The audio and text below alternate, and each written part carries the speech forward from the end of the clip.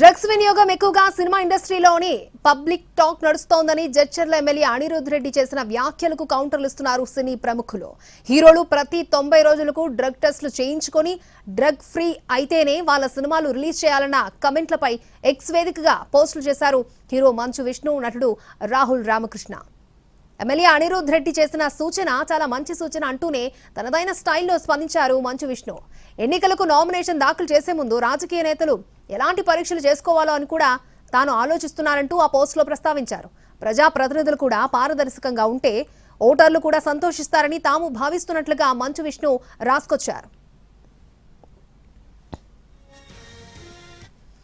మేమేం చెప్పినా highest drug activity జరిగేది సినీ ఫీల్డ్ అనే జరుగుతుందని పబ్లిక్ మాట్లాడతారు, నేను కాదు, పబ్లిక్ అంటారు. రూమర్సా అది నిజమా తెలియదు.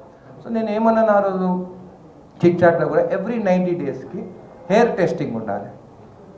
ఎందుకంటే ఇప్పుడు నువ్వు చూస్తే మూవీస్లో బాలకృష్ణ ఫ్యాన్స్ ఉంటారు, పవన్ కళ్యాణ్ ఫ్యాన్స్ ఉంటారు, చిరంజీవి ఫ్యాన్స్